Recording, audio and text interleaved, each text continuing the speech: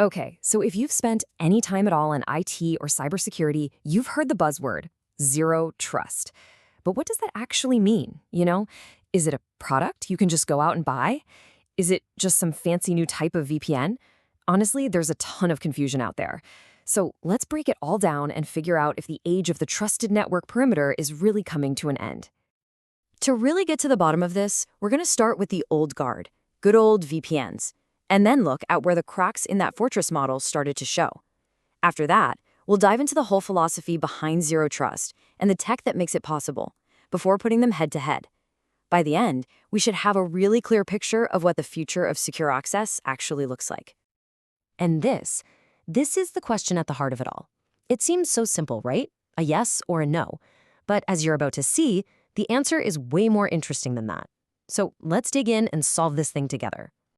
All right, first up, let's talk about the tech that most of us have used for years to work from home, the Virtual Private Network, or VPN. The best way to think about it, it's like the master key to the corporate castle. So at its core, a VPN is built to do one thing really, really well: create a secure private connection right over the public internet. It basically extends the private network, our castle, all the way out to you, wherever you are, making it feel like your computer is plugged right into the office wall.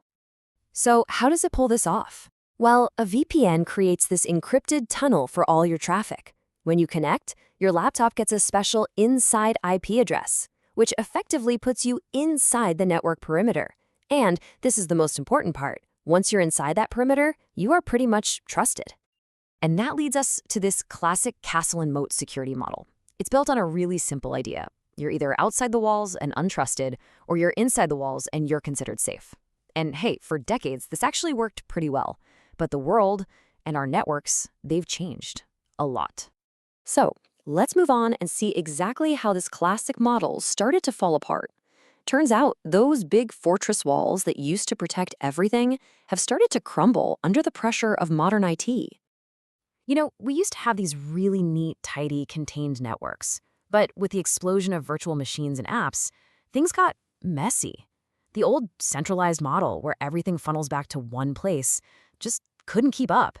It simply doesn't scale for the way we work today. And this complexity, it's driven by a few key things. Our apps, they aren't just inside the castle anymore. They're in the cloud. Our people, they're not just inside the walls. They're working from everywhere. Our most valuable services are now hosted on the public internet. So what does this all mean? It means the very idea of a single defensible network perimeter, well, it's basically dissolving right before our eyes. And this right here, this exposes the massive fundamental flaw of the castle and moat model.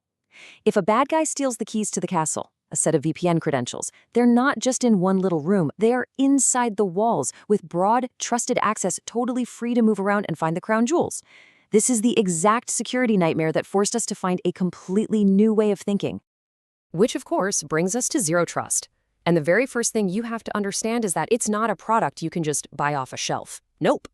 It's a complete paradigm shift. It's a whole new philosophy for a world that doesn't have perimeters anymore. And you don't have to take my word for it. This quote from an online discussion absolutely nails it. Stop thinking of zero trust as a box you can plug in. It's a strategy. It's a methodology. And honestly, this is the aha moment that clears up so much of the confusion out there. So what is this methodology?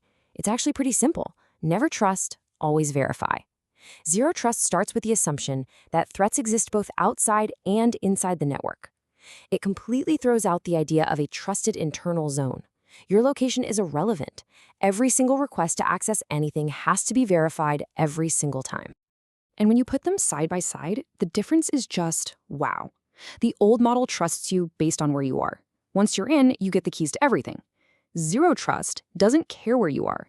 It gives you super limited, least privilege access only to the specific thing you need for as long as you need it. And it doesn't just check you once at the gate. It is constantly re-verifying who you are. Okay, so if zero trust is the philosophy, how do we actually do it?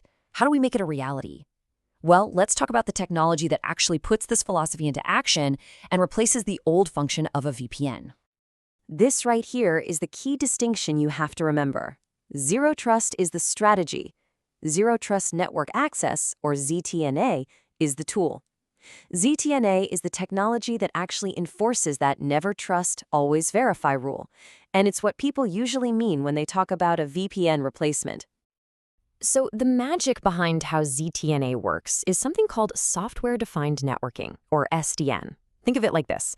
SDN separates the network's brain from its muscles. The control plane is the brain that makes all the smart decisions, while the data plane is the muscle that actually moves the traffic. By pulling them apart, we can control the entire network with smart software, which is what lets us make those super precise, granular security decisions that zero trust demands. So what does this actually look like in practice? Well, a user doesn't ask to connect to the network anymore. No, they request access to a specific application. The ZTNA solution then verifies who they are and it checks if their device is secure and up to date. Only if everything checks out does it create a direct, secure tunnel just to that one application and just for that one session.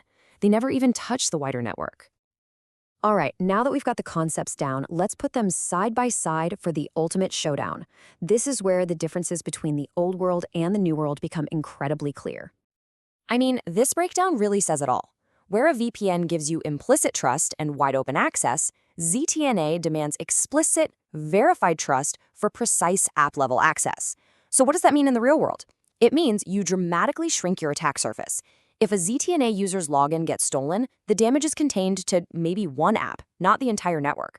Plus, since you get more direct connections, ZTNA can often give you a nice little performance boost, especially for cloud apps. So let's circle all the way back to our original question. Does zero trust replace VPN? Well, by now you can probably guess the answer is a little more nuanced than a simple yes or no. I absolutely love this take. It's not about versus, it's about evolution.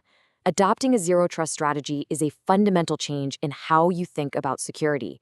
The technology you use to get there, whether it's ZTNA or even a modern VPN that can enforce these rules, that's just the implementation of your strategy. So what's the bottom line here? Look, this isn't just about swapping one piece of tech for another. It's a total evolution in security thinking.